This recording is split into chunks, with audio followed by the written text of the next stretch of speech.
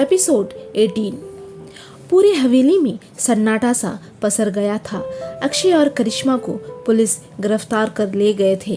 उसके साथ साथ अक्षय के मम्मी पापा भी चले गए थे। अब पूरे हवेली में सिर्फ मिस्टर मल्होत्रा के परिवार के अलावा और कोई नहीं था। क्रिश वहीं खड़ा सब कुछ देख रहा था और मन ही मन यही बार बार सोच रहा था कि इतने बड़े लोगों के साथ वो एडजस्ट कैसे करेगा और अपने घर वालों को कैसे समझाएगा। वो बुरी तरीके से फंस गया था। उसने एक गहरी सांस ली और मिस्टर मल्होत्रा के पास चला गया। मिस्टर मल्होत्रा अपनी बेटी को संभाल रहे थे। सोनल का तो रो रो कर बुरा हाल था। दादी, शीतल और खुशी भी उसके पास थे। तभी क्रिश को आता देख सोनल ने अपने डैड से कहा, पापा, जब आपको अक्षय के बारे में सब कुछ पता चल गया था तो आप मुझे बता सकते थे, लेकिन आपने धोखे से इस फटीचर के साथ मेरी शादी करा दी। क्यों पापा, क्यों? आपने इसमें ऐसा क्या देखा?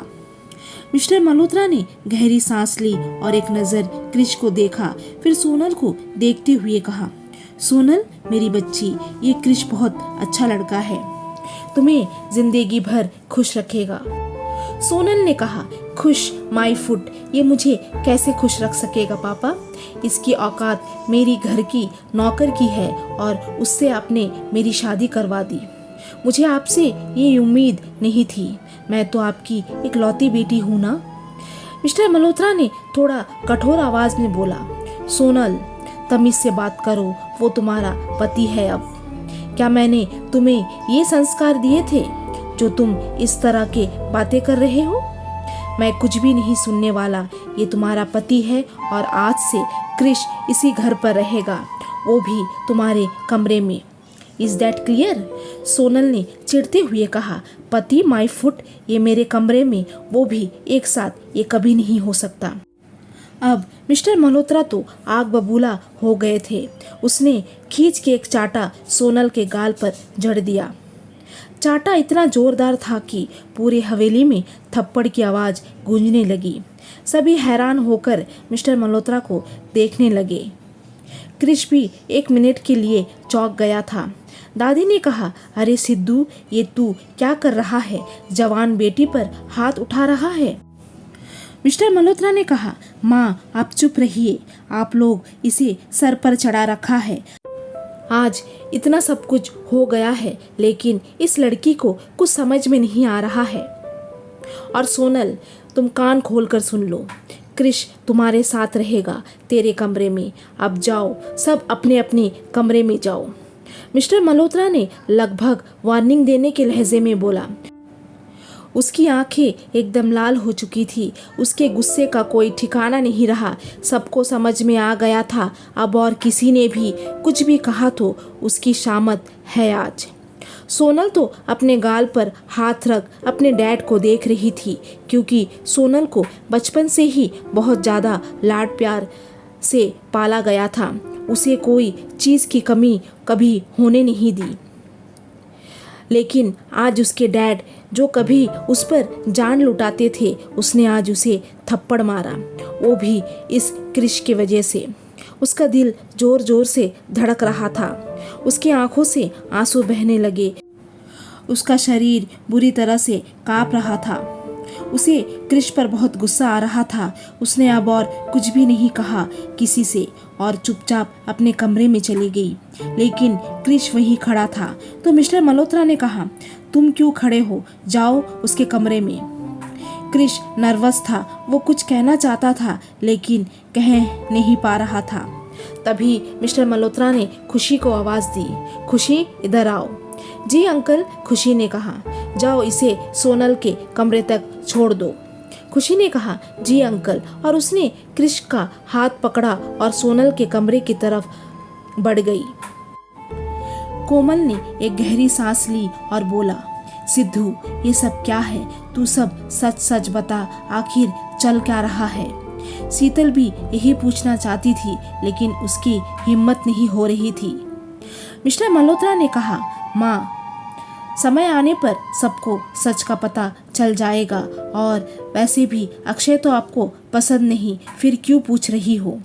माँ, बहुत रात हो गई है, आप जाकर आराम करो, सुबह बात करते। कोमल ने कहा, ठीक है, तुझे जो अच्छा लगता है वही कर। इस घर में मेरी सुनता कौन है? और वो अपने कमरे की तरफ जाने लगी।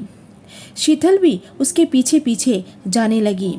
मिस्टर मल्होत्रा ने राहत की सांस ली और अपना सर पकड़कर वही सोफे पर बैठ गया और आज जो हुआ उसके बारे में सोचने लगा। कुछ ही देर में खुशी कृष को लेके सोनल के कमरे में आ गई। जैसे ही खुशी ने डोर खोला तो उसने देखा सोनल बेड पर बैठकर सुबक रही थी। खुशी सोनल के पास चली गई। उसने सोनल के कंधे पर हाथ रखा तो सोनल उठ गई। उसने खुशी को देखा तो उसके गले से लग गई। उसकी आंखें बंद थी और वो खुशी को पकड़कर बहुत रो रही थी। खुशी ने कहा, रो मत सोनल, जो हुआ उसे एक्सेप्ट कर और उस धोखेबाज अक्षय को भूल जा। उसकी बात सुन सोनल ने धीरे से अपनी आंखें खोली तो उसके सामने कृष खड़ा उसी को देख रहा था। वो हड़बड़ा गई। वो झट से खुशी से अलग हुई। उसने खुशी से कहा, ये यहाँ क्या कर रहा है? खुशी ने कहा, कौन? पीछे देखो, सोनल ने कहा। खुशी ने पीछे मुड़ के देखा तो कृष खड़ा था। वो, अरे अंकल ने कहा जीजू को तेरे रूम तक छोड़ देने के लिए, इसलिए मैं जीजू को यहाँ लेके आई। उसके मुंह से जीजू सुन के कृष का चेहरा टमाटर की तरह लाल हो गया। सोनल ने चिढ़ते हुए कहा, खुशी तू भी? खुशी ने कहा, मैं तो चली, तू अब देख ले तुझे क्या करना है। वो बेड से खड़ी हुई और कमरे से बाहर चली गई और वो जाते जाते उसने कहा, सोनल, मैं डोर बाहर से बंद कर रहा हूँ। और वो बाहर जाने लगी। सोनल ने जोर से चिल्लाया, नहीं खुशी, खुशी की बच्ची, मैं तुम्हें नहीं छोड़ूंगी। तब तक खुशी बाहर से डोर बंद कर जा चुकी थी। कृष को कुछ समझ नहीं आ रहा था वो क्या करे। उसने सोनल को देखा और बोला, मैम प्लीज़ आप रोइए मत, मैं यहाँ ज़मीन पर सो जाऊँगा, आपको मेरे वजह से कोई परेशानी नहीं होगी, आप आराम से बेड पर सो जाइए। उसने सोफे से एक पिलो उठाया। वो जैसे ही नीचे ज़मीन पर सोने जा रहा था तभी सोनल ने कहा, सुनो, नीचे मत सो, वहाँ सोफे पर सो जाओ, नीचे ठंड लग जाएगी। कृष ने कुछ भी नहीं कहा। उसके दिल में सोनल के लिए हमदर्दी थी। कृष कमरे पर लगे सोफे पर जाकर सो गया। कुछ देर सोनल कृष को ऐसे ही घूरती रही। उसे कृष को देख उस रात की सारी बातें याद आने लगी। उसने भी और कुछ भी नहीं कहा और बेड पर लेट गई। आज उसके साथ इतना कुछ हुआ था कि वो बहुत थक गई थी। उसे कब नींद आ गई उसे पता भी नहीं चला और वो सो गई। कृष सोफे पर लेटकर सोनल को देख रहा था। कितनी सुंदर है ये लड़की, कितनी प्यारी है, क्या मैं इसके साथ पूरी लाइफ बिता पाऊंगा? वो यही सब ख्यालों में खोया था। उसे भी कब नींद आ गई उसे भी पता नहीं चला। एपिसोड 19। हवेली। सुबह के 8 बजे। सोनल का कमरा।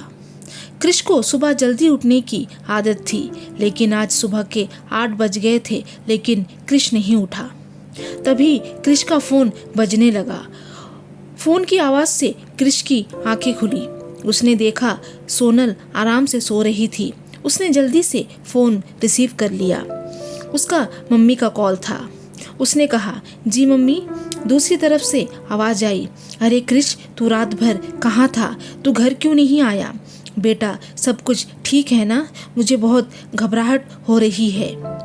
रात को मैंने तुझे कितना कॉल किया, तूने फ़ोन उठाया नहीं। तू कहाँ पर है? बोल कृष। कृष को कुछ समझ में नहीं आ रहा था वो क्या कहे। उसने एक गहरी सांस ली और कहा, माँ, मैं ठीक हूँ, बस आधे घंटे में मैं घर आ रहा हूँ, आप टेंशन मत लो, मैं आ जाऊँगा, ओके। और उसने फ़ोन कट कर दिया। वो जल्दी से सोफे से खड़ा हुआ और एक नज़र सोनल को देखा, फिर कमरे से बाहर चला गया। उसने देखा लिविंग रूम में मिस्टर मल्होत्रा चाय पी रहे थे। उसने बिना कुछ सोचे मिस्टर मल्होत्रा के सामने जाकर खड़ा हो गया। मिस्टर मल्होत्रा भी उसे ही देख रहे थे। उसे क्रिश की हालत के बारे में सब कुछ पता था, इसलिए उसने कहा, अरे क्रिश, क्या हुआ? तुम इतनी जल्दी जल्दी में क्यों हो? तो क्रिश ने कहा, सर, मुझे घर जाना है। घर में सभी परेशान है मेरे लिए। तो मिस्टर मल्होत्रा ने कहा, हाँ, तुम चले जाना, और ये सर मत बुलाया करो, मुझे डैड बुलाया करो। Is that clear? तो क्रिश ने ओके सर कहा। तो मिस्टर मल्होत्रा हंसने लगे और कहा, अभी तो मैंने कहा डैड बुलाओ। तो क्रिश हड़बड़ाते हुए, जी sir, I mean dad. Mister Malhotra ने कहा, हाँ अब ठीक है, लेकिन तुम ऐसे बाहर नहीं जा सकते, पहले फ्रेश हो जाओ। क्रिश ने कहा, नहीं, मैं घर जाकर। वो कह ही रहा था कि मिस्टर मल्होत्रा ने कहा, अरे तुम मल्होत्रा ग्रुप्स ऑफ कंपनी के एक लौते दामाद हो, तुम ऐसे बाहर नहीं घूम सकते, रुको। और मिस्टर मल्होत्रा ने एक सर्वेंट को आवाज़ लगाई। थोड़ी देर में सर्वेंट आ गया। मिस्टर मल्होत्रा ने सर्वेंट से कहा, सर को लेके जाओ गेस्ट रूम में और इनके लिए ब्रांडेड कपड़े, जूते सब इनके लिए तैयार करो। सर्वेंट ने ओके सर कहा। मिस्टर मल्होत्रा ने क्रिश को देखा और कहा, जाओ क्रिश, इनके साथ तैयार हो जाओ, फिर ब्रेकफास्ट करके फिर बाहर BMW खड़ी है तुम्हारे लिए, तुम अपने मम्मी डैडी से मिलके आ जाना। क्रिश बहुत अनकंफर्टेबल फील कर रहा था, क्योंकि कल तक वो गरीब फटीचर था और एक ही दिन में इतना सब कुछ। उसे कुछ समझ में नहीं आ रहा था वो कैसे रिएक्ट करे। उसने कुछ सोचा और सर्वेंट के पीछे गेस्ट रूम में चला गया। लिविंग रूम में दादी और शीतल भी आ गए थे। एक सर्वेंट ने दोनों को टी सर्व किया। मिस्टर मल्होत्रा किसी से फ़ोन पर बात कर रहे थे। दादी ने शीतल से कहा, अरे बहू, सोनल से मिली? शीतल ने कहा, नहीं, वो अभी तक सो रही है। दादी ने कहा, हाँ बहू, कल उसके साथ इतना कुछ हो गया था, थकावट तो होगी ना, सोने दे उसे। तभी मिस्टर मल्होत्रा ने फ़ोन कट किया तो देखा दादी और शीतल सोफे पर बैठे हैं। उसने उन दोनों को देखा और कहा, सास बहू में क्या खुसुर फुसुर चल रही है, ज़रा हमें भी बताओ। दादी ने मुंह घुमा लिया तो मिस्टर मल्होत्रा उसके पास चले गए और उनके दोनों हाथों को पकड़ा और कहा, माँ, अभी भी नाराज़ हो हमसे? दादी ने कहा, मैं क्यों नाराज़ होंगी, इस घर में मेरी सुनता कौन है? मिस्टर मल्होत्रा ने कहा, माँ, समय आने पर मैं सब सच सच आपको बता दूंगा, अपने बेटे पर इतना तो भरोसा करो। ओके माँ, मैं ऑफिस जा रहा हूँ, आप लोग सोनल का ध्यान रखना। और वो कोमल के माथे पर एक किस किया और वो हवेली से बाहर चला गया। शीतल और कोमल लिविंग रूम में बैठकर कल की बातें कर रहे थे। तभी एक सर्वेंट भागते हुए आई और कहा, मैडम, छोटी मैडम अपने कमरे में बहुत रो रही है। शीतल और कोमल हैरान हो गए। कोमल ने शीतल से कहा, बहू, तू जाके देख, मैं आ रही हूँ पीछे। शीतल ने कहा, हाँ माँ, मैं देखती हूँ, और वो सोनल के कमरे की तरफ तेज कदमों से चली गई। दादी भी उसके पीछे पीछे सोनल के कमरे की तरफ जा रही थी, लेकिन उम्र होने के कारण उनके कदम धीरे धीरे चल रही थी। अचानक से दादी का पैर फिसला। वो गिरने को थी कि किसी के मजबूत हाथों ने उसे रोक लिया। दादी की आंखें बंद थी। जब उन्हें महसूस हुआ किसी ने उन्हें बचा लिया तो उन्होंने धीरे से अपनी आंखें खोली। देखा, क्रिश है। अरे बेटा, तुमने मुझे बचा लिया। इस उम्र में अगर मेरी कमर टूट जाती तो मेरी तो हालत खराब हो जाती। क्रिश ने कहा, दादी, आप ठीक है ना? दादी ने कहा, हाँ, मैं ठीक हूँ। क्रिश ने दादी को खड़े होने में हेल्प की। दादी ने एक नज़र क्रिश को देखा। क्रिश बहुत हैंडसम लग रहा था। क्रिश ने आज ब्लू कलर की शर्ट, ब्लैक कलर की पैंट और ब्लैक कलर का कोट पहन रखा था। उसके बाल काफ़ी अच्छे तरीके से सेट थे। पैरों में महंगे जूते, हाथ में महंगी घड़ी, एकदम हीरो की तरह लग रहा था। दादी ने अपने मन में कहा, उस अक्षय से तो लाख गुना अच्छा है ये लड़का। तभी कृष्ण ने कहा, दादी आप कहाँ खोई हो? दादी अपने ख्यालों से बाहर आई और कहा, बेटा मुझे सोनल के कमरे तक ले चल। तो कृष्ण ने कहा, जी दादी मैं ले चलता हूँ आपको। और वो दादी का हाथ पकड़ सोनल के कमरे में जाने लगा।